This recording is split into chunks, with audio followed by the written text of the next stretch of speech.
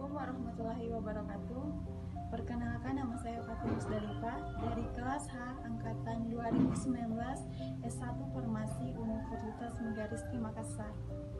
Baiklah, dalam video kali ini saya akan menjelaskan atau memaparkan materi tentang kimia fisika.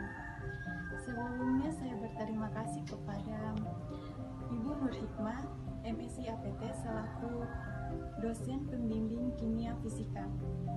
Langsung saja kita masuk ke materi yang pertama. Baiklah, kita masuk ke materi yang pertama, yaitu materi dan energi.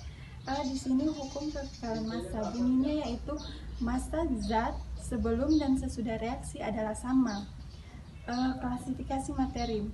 Klasifikasi materi dibagi menjadi setiap materi merupakan zat murni campuran. Yang kedua yaitu perubahan antara unsur dan senyawa disebut kimiawi. Yang ketiga yaitu perubahan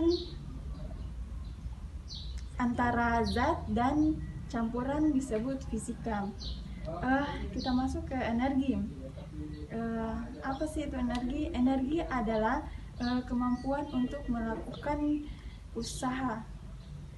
Bentuk-bentuk energi yaitu ada energi kimia, ada energi mekanik, panas, listrik, magnetik, dan lain-lain.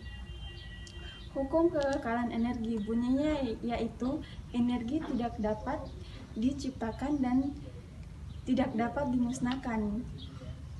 Contoh dari hukum kekekalan energi yaitu energi mekanik menjadi energi listrik, energi listrik menjadi energi bunyi, energi kimia menjadi energi listrik. Itulah materi tentang materi dan energi. Baiklah, kita masuk ke materi yang kedua yaitu perkembangan penyusunan unsur. Di sini saya akan membahas 3 pokok materi, yaitu yang pertama triade de Bereiner, daftar Mendeleev, dan sistem periodik modern. Yaitu yang pertama triade de Bereiner. Johann W. de Bereiner adalah orang yang pertama menemukan adanya hubungan antara sifat unsur dan massa atom relatif. Pada tahun 1817 dia memasukkan unsur tersebut ke dalam tiga kelompok unsur, yaitu yang dinamakan triade yang memiliki sifat sama. Yang kedua yaitu daftar Mendeleev. Lothar Meyer dan Dmitri Ivanovich Mendeleev menemukan hubungan yang lebih terperinci antara massa dan massa atom relatif dengan sifat unsur. Pada tahun 1869 Mendeleev berhasil menyusun suatu daftar terdiri dari 65 unsur kimia. Untuk menyusun daftar unsur berdasarkan kenaikan massa atom relatif yang dikenal dengan nama hukum periodik. Yang ketiga yaitu sistem periodik modern. Sistem periodik modern disusun berdasarkan hukum periodik modern yang menyatakan bahwa sifat-sifat unsur merupakan fungsi periodik dari nomor atomnya. Artinya, jika unsur-unsur disusun berdasarkan kenaikan nomor atomnya, maka sifat-sifat tertentu dan berulang secara periodik. Itu sebabnya tabel-tabel unsur tersebut dinamakan tabel periodik. Sifat-sifat dari sistem periodik unsur dibagi menjadi 3, yaitu yang pertama jari-jari atom, yang kedua energi ionisasi, dan yang ketiga afinitas elektron. Baiklah, itulah materi tentang penyusunan sistem periodik unsur. Baiklah, kita masuk ke materi yang ketiga. Baiklah, kita pindah ke materi yang ketiga, yaitu tentang ikatan ion. Kita harus tahu dulu apa pengertian dari ikatan ion atau ikatan ionik. Ikatan ionik adalah sebuah gaya elektrostatik yang mempersatukan ion-ion dalam suatu senyawa ionik. Ikatan ion merupakan gaya tarik-menarik dua ion yang berlawanan muatan yang terbentuk melalui perpindahan elektron. Sifat-sifat ion dibagi menjadi tiga, yaitu yang pertama bersifat polar sehingga larut dalam pelarut polar. Yang kedua yaitu memiliki titik leleh yang tinggi.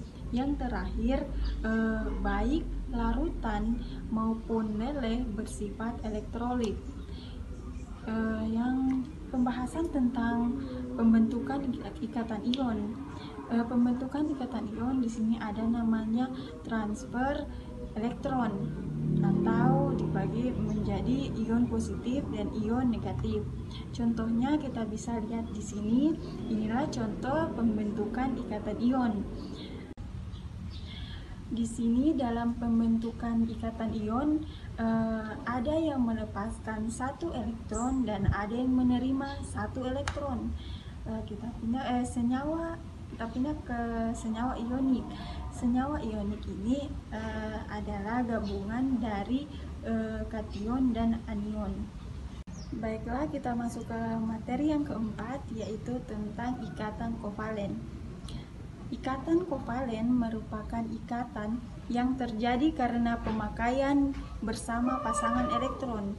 Pasangan elektron ini berdasarkan dari masing-masing atom yang saling berikatan, dan atom-atom yang saling berikatan ini yang disebut dengan ikatan kovalen.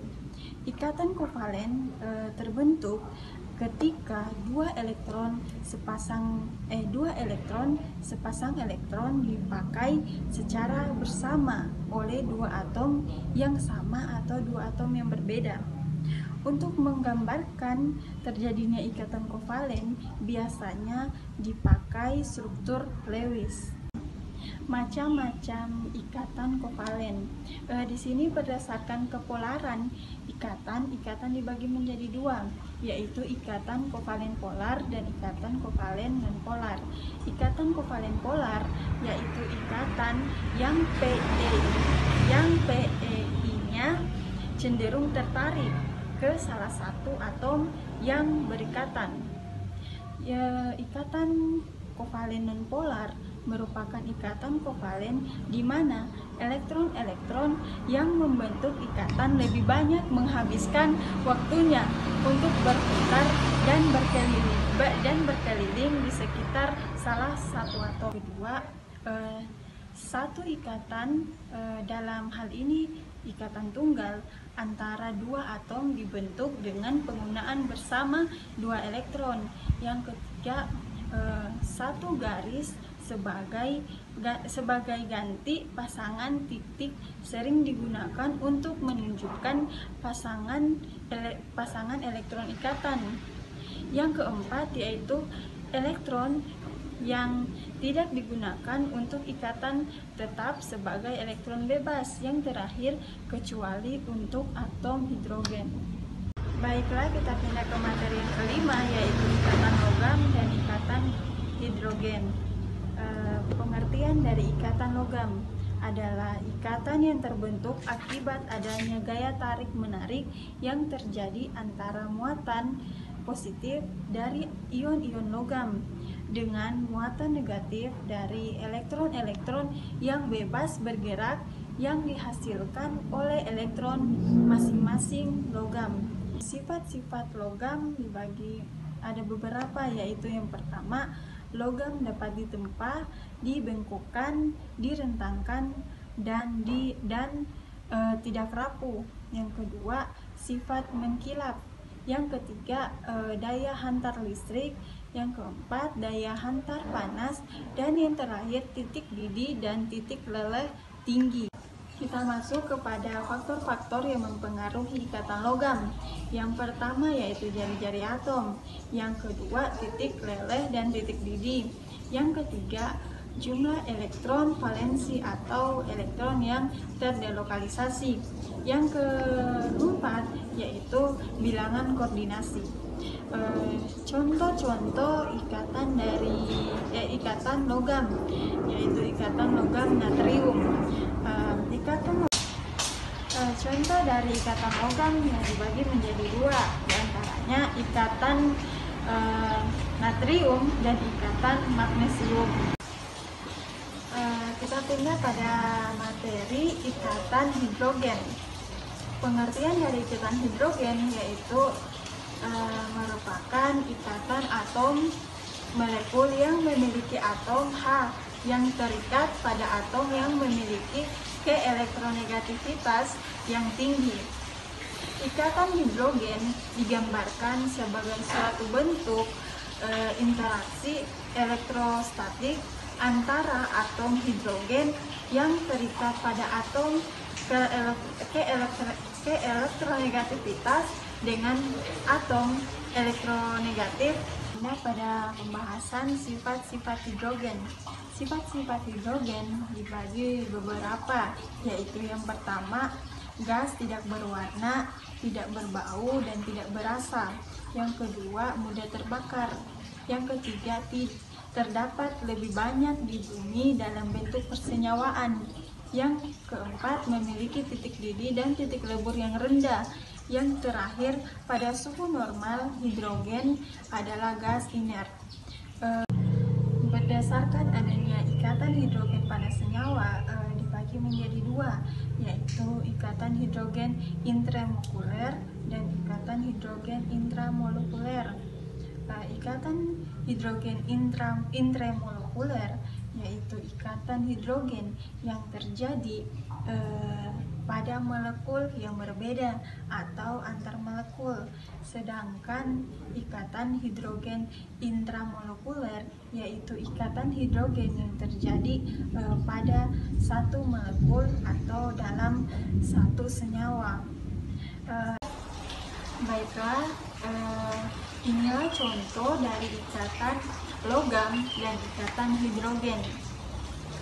Setelah kita pindah ke materi yang terakhir, yaitu materi tentang ikatan van der Waals.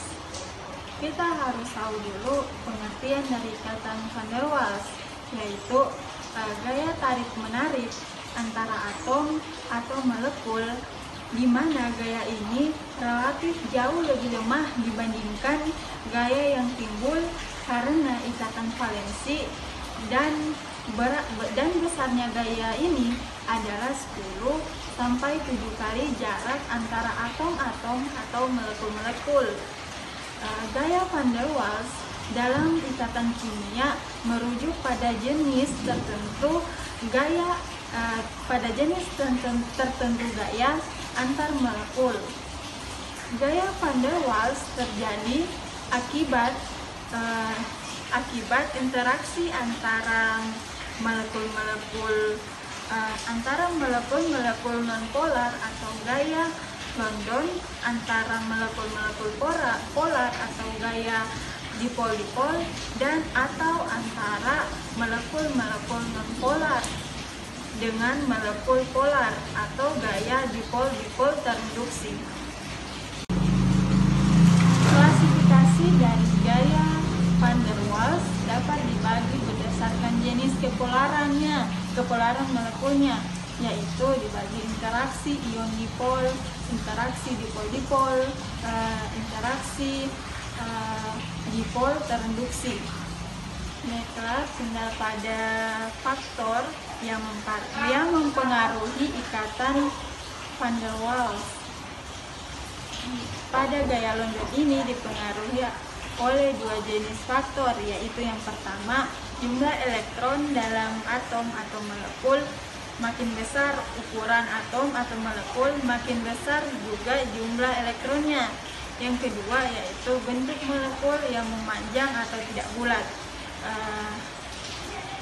Ada 4 gaya yang mempengaruhi ikatan van der Waals, yaitu yang pertama gaya orientasi, yang kedua gaya imbas, yang ketiga gaya dispersi atau gaya London, yang terakhir yaitu gaya tolakan. Kita juga harus tahu apa pengertian dari jari-jari van der Waals. Jari-jari Van der Waals, jari-jari atom Van der Waals adalah jarak dari inti atom ke orbital elektron terluar yang stabil dalam suatu atom dalam keadaan setimbang.